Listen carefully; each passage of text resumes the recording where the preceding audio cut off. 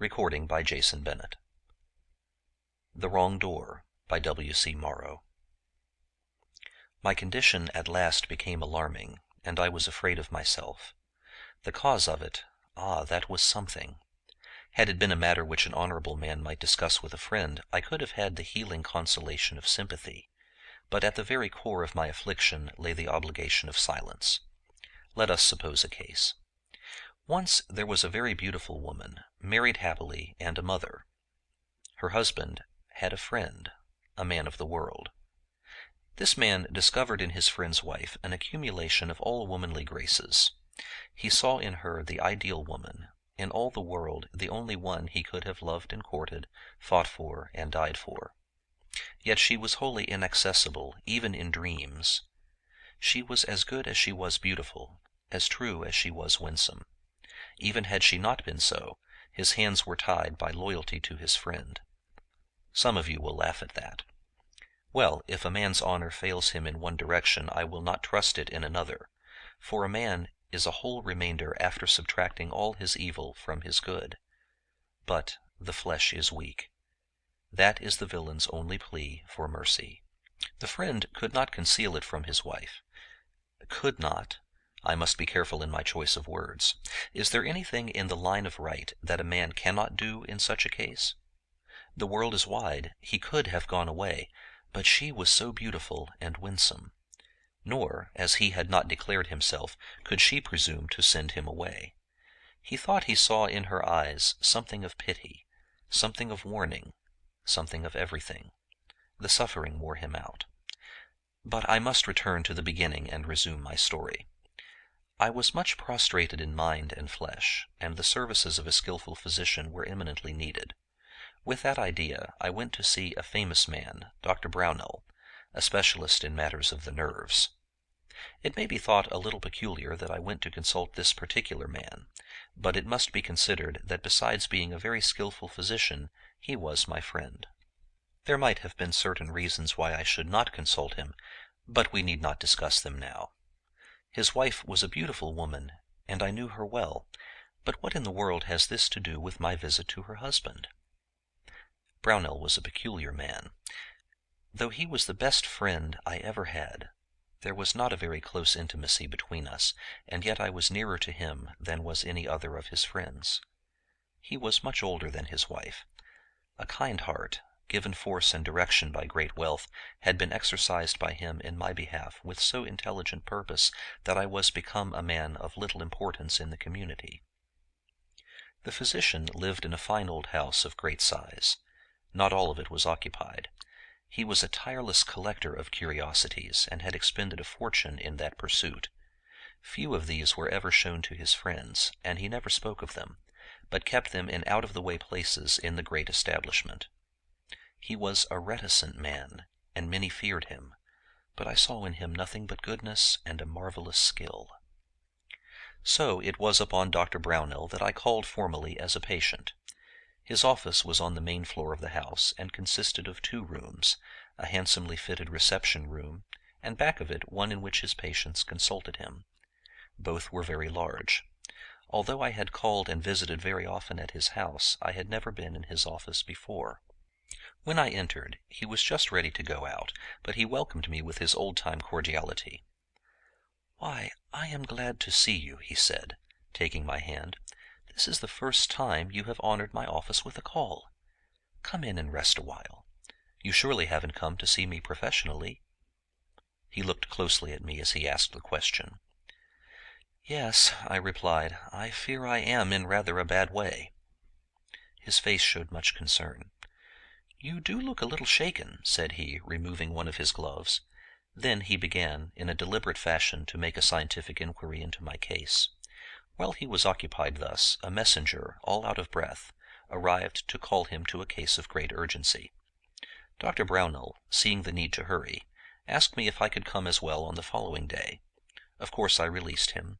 He hurried away, saying, "I am very sorry to leave you, but it can't be helped. Step into the house and see Mrs. Brownell. I am sure she will be glad to see you. Go through that door. It is the nearest way. You will find the hall a little dark, but go straight ahead and you will be all right. Then he hurried away, and in a moment was gone. I went to the door, which I understood him to have pointed out. It was in the consultation room. I discovered that there were two doors close together. I selected the left-hand one. I turned the knob and pulled the door open. The hall beyond appeared to be quite dark, but I remembered what he had said about that, and I felt safe. I stepped into the hall, and instantly the door, which was a heavy affair, made of oak, closed upon me, pushing me out of its way into the hall. Then I discovered that I was in absolute darkness, although there was a bright day without. Nevertheless, recalling Brownell's instruction, I went ahead with much confidence. Suddenly, to my infinite amazement, the ground seemed to open, and I plunged headlong downward into a suffocating darkness, at every instant striking cruelly upon hidden obstacles along the way. At last, after having taken what seemed to be a great flight, I came heavily to a stone floor, where the darkness was as dense as ever before I fell. Fright was my first sensation, and indignation my next, for was it not likely that Brownell had played some ugly trick upon me? I sat perfectly still for a little while, doing much wondering. There was nowhere the smallest glimmer of light. The darkness was ponderable and terrifying. With it was a silence so vast that the ordinary roaring in my ears became an obtrusive presence.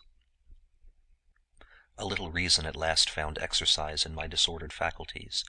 I reflected that the abyss into which I had fallen was an unguarded flight of stairs, into which I had walked in the darkness. A cautious hand-survey verified the belief, for there I lay at the bottom of the stairs. A moment later I remembered that I had noticed two doors, one beside the other. It was very clear that I had made a mistake by choosing a door leading to the cellar. It was then no serious matter at all, and I laughed at myself for my terror. All that was necessary was to ascend the flight, open the door, and emerge by the other. Without any waste of time I went about putting this plan into use, but when I had clambered up the stairs and found the door, I discovered that I was securely locked within this dismal place. There was no knob on the inside at all. My first intention was to get relief by knocking on the door, but there quickly arose two reasons why I should not. No one was within, and besides, even if I should summon attention, how could I explain my ridiculous plight? My clothing had been torn by my fall, and I knew by the token of a warm sticky sensation about my face and neck that I had been hurt and was bleeding freely. I was satisfied there must be some way of escape from the cellar without alarming the household, and, though my prison was darker than night, I determined to exhaust this resource before trying the other. Accordingly, I descended the stairs, and by keeping my hands on one of the walls, began to creep forward, with a careful guard upon the possibility of another flight of stairs. Presently I found a turn in the passage, and followed it on. Then I came to a transverse passage, and was in doubt which way to turn. Meanwhile the darkness did not relax in the smallest way, and absolute silence packed my environment. I turned to the right, and in that direction, not far away, I saw an exceedingly thin line of light, which I surmised issued from the bottom of a door. I went toward this, and was about to put my hand upon the door, when it occurred to me that caution sometimes was a valuable exercise. Thereupon I knelt and examined the line of light more closely, and it was somewhat disheartening to discover that the light, instead of being white, was yellow. In other words, it was gaslight, and not daylight, that shone beyond the door. While thus I knelt, I thought I heard a certain scurrying within. It was a sound not very unlike that which I had heard in the dark passage, and which I had mistaken for automatic aberrations of my hearing sense. Now the same sound gave me a certain depressing feeling of insecurity, as though a malign mystery, suited to this uncanny place, was preparing a grotesque and perhaps dangerous reception for me. Should I abandon this enterprise and seek another door? There was danger that I might not find this one again. Indeed, was there anything to fear? Surely my conscience— I gently pushed open the door. It did not open. I found a keyhole and peered through it. A curious large hall seemed to be beyond, lighted faintly, and I thought I saw the shadowy form of a woman float across the field of vision. Just above the keyhole I found a knob. I turned it, and instantly the door flew open, pulling me violently with it, and, Before the instinctive movement to seize upon a support and hold it securely permitted me to take my grasp from the knob, I found myself wholly at the mercy of unresisted gravitation, flying undoubtedly downward, if reason is to be accepted, but in all other directions as well, if my feelings had been the ground of judgment. But this time, instead of falling upon a cold stone floor, I alighted on a deliciously soft carpet of the thickest and finest rugs, and for that matter the distance which I had fallen was in reality quite small. Upon looking, I found myself in the strangest place it was ever my fortune to see, but before I describe it I must say something in explanation of my unaccountable flight through the air. The floor of this hall was sunk a few feet below the level of the passage by which I had approached, and down from the floor led a flight of stone steps, which the pulling of the door had made me to clear as I fell. I had thought that someone was concealed behind the door, and pulled it open quickly when I turned the knob, but upon looking I saw no one, and I must believe that, for some reason which I shall not attempt to explore, the conduct of the door was guided by a powerful spring. There was no time for any intelligent kind of thinking, for, besides being in a large hall of extraordinary appearance, I found myself in a company of the most astonishing people. The walls were covered with curious things from every corner of the world. The roof was perforated with openings representing stars, animals, angels, demons, and other things. These openings were covered with colored glass of every shade, and above all was the light, which shone through the grotesque openings, and filled the room with a soft yellow radiance. The light was too faint for a fine definition of features, and so I could not then have said that I knew any of the persons present. They were all on the opposite side of the room, and every one of them was looking at me. Some were sitting, others standing, and all were upon an elevated platform which ran around the room. This platform was raised not more than 8 inches above the floor. I scrambled to my feet and looked around upon them, of course expecting that I should be spoken to. But not a word was said, and not a movement was made. The whole circumstance was so extraordinary, and the silence and immovability of the assembled people so impressive, that a strange tingling feeling, which all who have been frightened know the nature of, crept up my face and into my hair, and my heart beat with what seemed to be so strong a torsional force that it twisted a sharp pain out of its function. I made an essay of speech. "This," I said, indignation arising with the emergence of courage, "may be a very amusing pastime for you, but I have it that you are putting a very gross indignity upon me. If Dr. Brownell is in this distinguished company, I would like him to hear me say that I resent being made the victim of this boyish prank for the edification of spectators invited to enjoy my discomfiture, and that I propose, without any loss of time, to give my resentment such form and character as will cause it to have a disagreeable permanency in his recollection." This wide-winged and rather silly threat might as well have been spoken to the red dragons and green angels in the ceiling, for not a word or movement did it elicit. I found it easy to speak, but my voice sounded as though it had come from someone else to me alone, and that made me uncertain that I had spoken at all. But a quickening anger was straining its leash within me, and I made no effort to control it. A sense of outrage, shame, and indignation swept over me. There were things I would not bear. At this moment Brownell's individuality emerged from the dim shadows of the company, and I walked straight up to him. He looked at me steadily as I approached, the old, good-natured, half-quizzical expression that I knew so well sitting upon his face.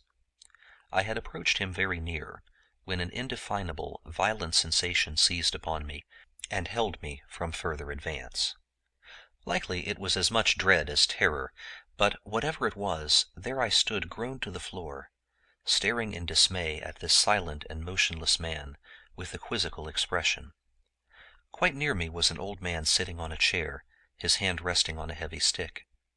I seized the stick and tried to wrench it from his grasp, intending to brain Brownell with it, but think what must have been my horror to see the old man's arm come away from his body with the stick, the hand still retaining its hold. I threw the stick away with a shudder, and went up closer to Brownell. I caught him by the shoulders, and shook him with such violence that his head rolled on the floor at my feet.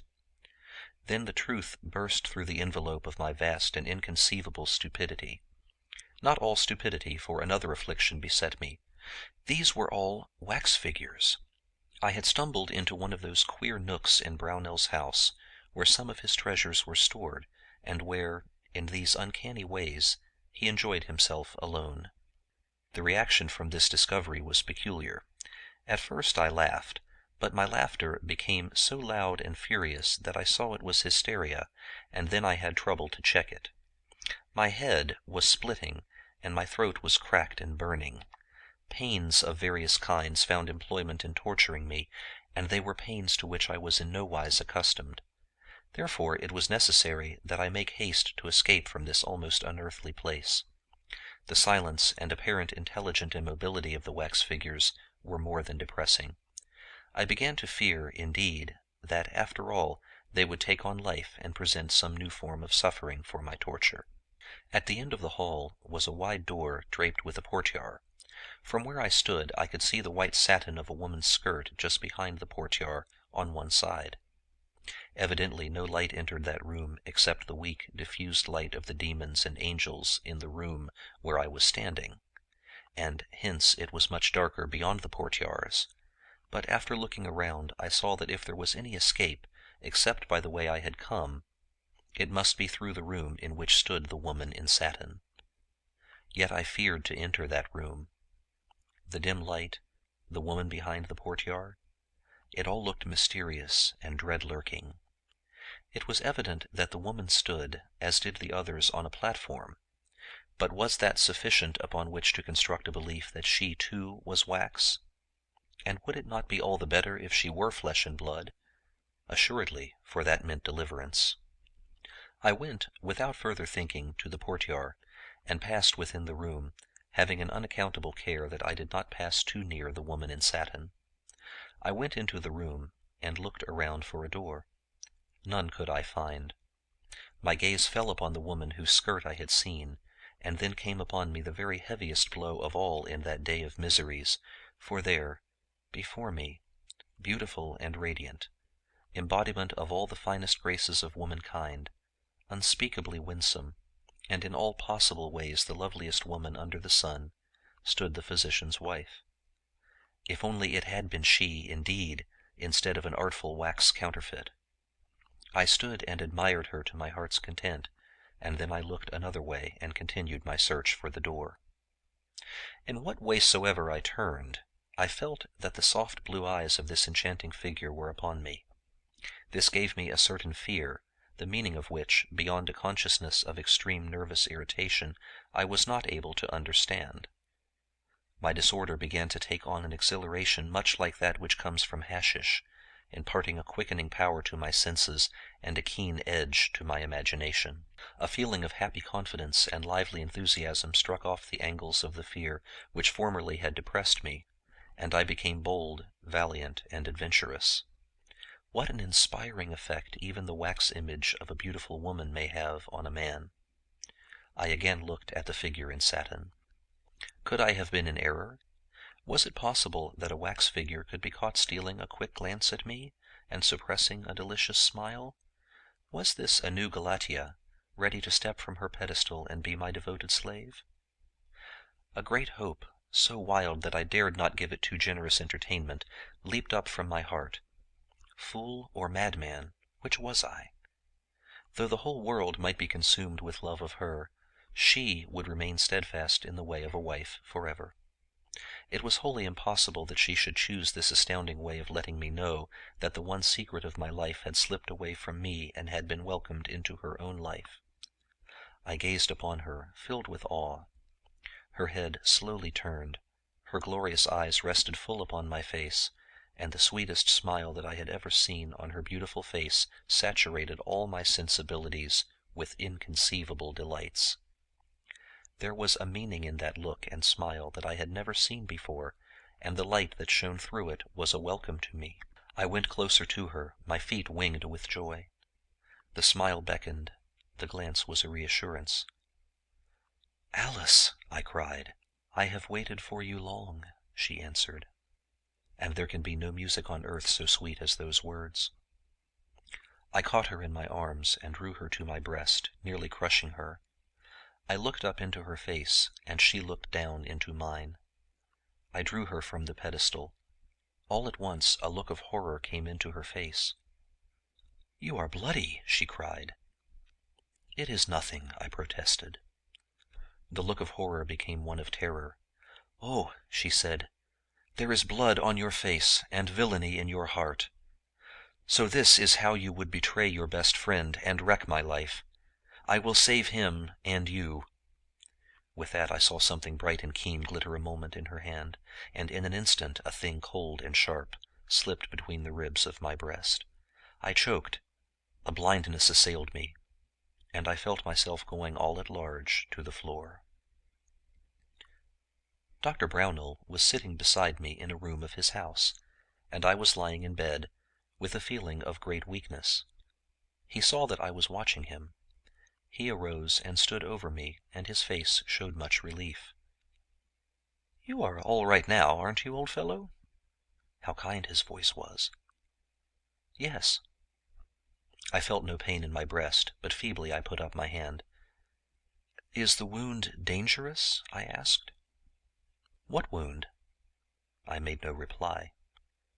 "The only wound you had was a slight abrasion of the scalp, and that has been cured a week."